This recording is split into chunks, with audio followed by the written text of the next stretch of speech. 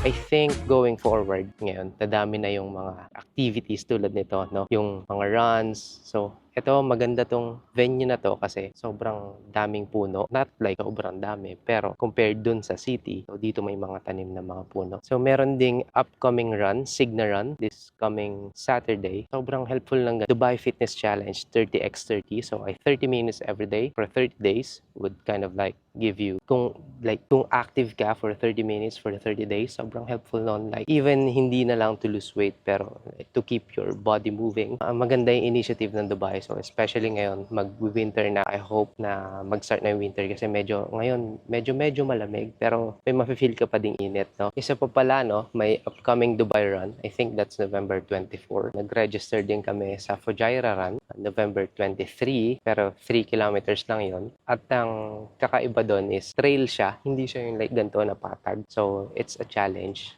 At ang maganda din doon is feeling ko may mga mountain views kaming makikita. Nakaka-refresh yung ganong bagong ambience, no? Bagong scene. Kasi araw-araw na tayo nasa city, araw-araw na tayo nagda-drive, nakikita natin yung, alam mo yun, yung normal na Dubai, like nagmamadali, di ba? Ito yung parang chill mo lang yung kung anumang ambience no venue nung run, di ba? So, itong Expo 2020 was supposed to be opened in 2020.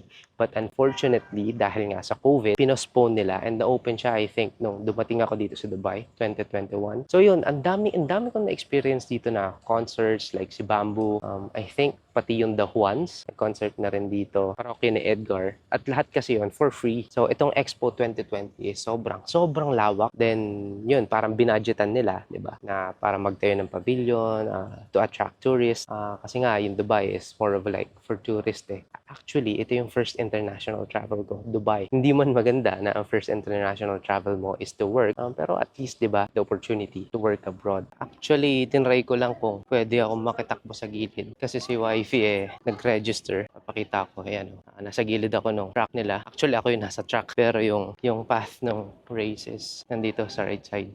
Tayo yung nasa track kasi madami yung mga nag-race eh. So, hindi sila kasya dito. Lahat, no? So, nakita ko yung isang pavilion. Ayan. Hindi ko alam kung specific to sa country, yung pavilion na to. Pero I think isa siya sa attraction. Showcasing alternative energy sources. So, feeling ko ito solar panels to. Then baka may hydro at kung ano mang alternative source of energy sa loob. Sobrang sarap tumakbo dito. Diyan, dito sa truck na to. Kasi ang lambot. Like, dito nga ako maglalakad. Ayan o. Like, kahit feeling ko hindi maganda yung sapatos mo, ina-absorb niya ayun. So, si wifey, ayun na, pangalawang lap niya na to. Yung weight, alam mo yun, like, hindi siya, feeling ko, sobra ka makakatagal if dito ka tumatakbo. So, unlike dito sa hard cement, or kung anumang surface yan, parang kada bounce mo. So, lalo sa mga bigat, tulad ko, actually ngayon, na parang nasa 85 kilograms ako. Samantalang college, alam ko, 60, 65, 68, 70, yun, medyo lumalaki tayo, no? Or baka bumibigat lang yung buto ko.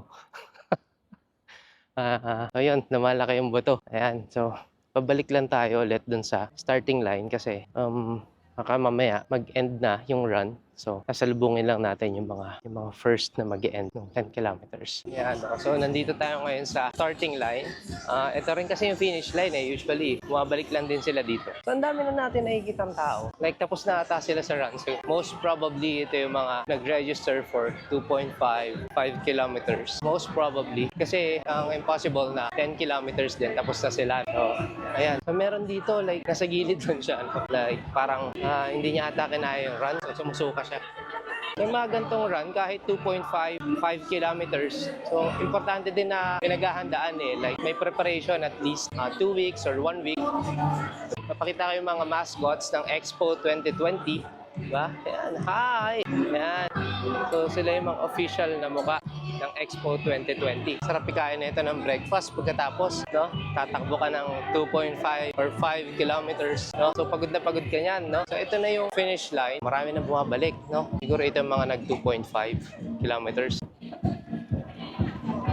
Yan, no? So, papunta ulit tayo dito sa center nung events area, no? So, ito na, ang dami ng finishers na nandito, no? Dito na sila nagtipon-tipon. Kasi nga, may event, may mga freebies at the end. So, yan, ang dami na, ayan, no? Kita niyo sa background. Tapos parang may show, no? Meron dito yung show. To entertain yung mga runners kasi nga 'di ba pagod sila. So, ayan.